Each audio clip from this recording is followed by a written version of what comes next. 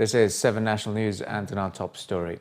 The Dubai Future Accelerators program has received an unprecedented number of submissions for its first cycle, which commences on the 12th of September.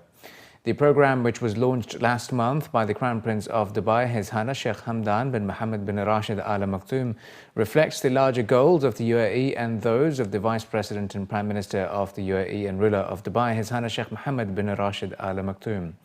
Over 2,200 companies from 73 countries in all 7 continents applied to be a part of the first cycle of the program, including one submission from scientists in Antarctica.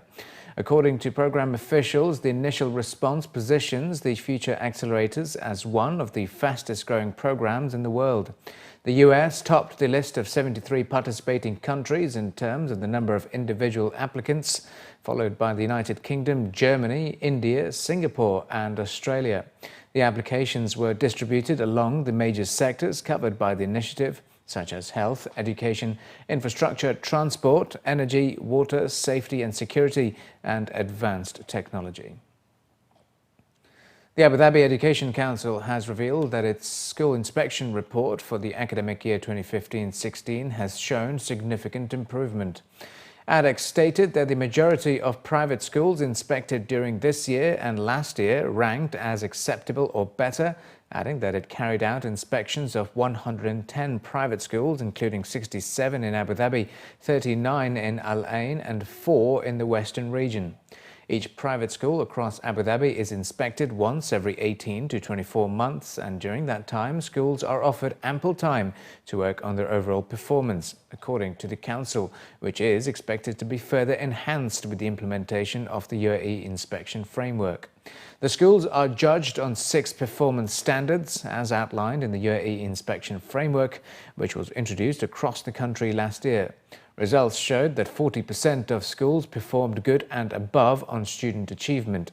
62% of schools scored good and above performance on students' social and personal development. 39% of schools ranked good and above performance in teaching and assessment. 34% of schools were good and above on the quality of curriculum. 57% of schools provided good and above in protection, care guidance and support of students. And 39% of school leadership and management are good and above. Additionally, 4 schools were judged to be outstanding, 12 were very good, 27 were good, 38 were rated as acceptable, 23 were graded as weak, and 6 were very weak. With the Hajj season around the corner, authorities have warned that pilgrims should be made aware of safety precautions to avoid becoming victims of crime or stampedes. According to local daily, this year almost 5,000 people from the UAE have been issued permits to attend the pilgrimage in Saudi Arabia. At a meeting for a Hajj mission organizers this week, officials from the General Authority of Islamic Affairs and Endowments Awqaf reminded attendees that it was their duty to ensure the safety of pilgrims under their command. Organizers were instructed to monitor the entrances to the pilgrims' camps, not allowing anyone without a UAE Hajj permit to enter. Pilgrims should also be told that they are not allowed to let strangers or non-UAE-based pilgrims inside their tents. Additionally, there will be electronic scanners on entry to the camps, which will display the pilgrims' details, tent and bed number. The Emirates Identity Authority has provided Awqaf with 200 electronic ID readers for this year's Hajj. Awqaf officials also stressed that mission heads should keep all their clients' passports with them in a safe place so they do not get lost or stolen if left with the pilgrims, and each individual should keep a copy of their ID cards and passports for emergencies. Ministry of Interior officials, who were also quoted in the report, added that pilgrims should try to avoid crowded areas for security reasons. Officials state that permit must always be with pilgrims to enter Mina and other Hajj locations and to avoid delays. The UAE's 4,982 pilgrims have also been allocated special airport entry checkpoints in Saudi Arabia to avoid getting stuck in long queues. The Emirates Red Crescent has launched a second aid convoy to the Abyan governorate in Yemen as part of a dispatch of humanitarian convoys to various parts of the country. The convoy, which includes 1,500 food baskets and shelter tents, will help the population improve their lives in the face of difficult conditions in the country. According to a report released by Emirates news agency WAM, the beneficiaries in Abyan extended their sincere thanks and appreciation to the UAE, its leaders, for their assistance. Local officials in Abyan also commended the ERC for its assistance, stating that it should cover all aspects needed, including health requirements, education, shelter, and other basic humanitarian needs for the population. The Dubai Roads and Transport Authority have clarified that taxi drivers who cannot speak English will get lessons, and that it is not grounds for dismissal. According to a local daily, the RTA will recommend taxi franchise companies to give their drivers basic English communication training to reduce customer complaints that may arise due to language barriers, but the recommendation is non-mandatory. The clarification follows the recent announcement by RTA that potential taxi drivers at the recruitment stage must pass a basic English language test, in addition to psychological and behavioral tests, before they can undergo training at the RTA and obtain professional driving permits. Meanwhile, reports reveal that taxi drivers have welcomed the RTA's move to recommend to taxi companies to give drivers basic lessons in English. Besides the English language test, new taxi drivers must pass psychometric evaluation based on service standards, resilience, problem-solving and self-management before they can be declared roadworthy to drive, according to the latest decision by the RTA.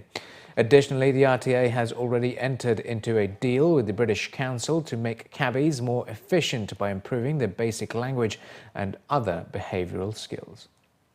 And finally, in the bulletin, UAE Jiu Jitsu Federation has announced that they aim to attract over 100,000 Emiratis to the sport by the year 2020, as they reveal the lineup of events that will feature in the 2016-17 season. At a press conference held in Abu Dhabi, the UAE Jiu Jitsu Federation announced that the new season will begin with the all-new President's Cup, which will begin on the 27th of August.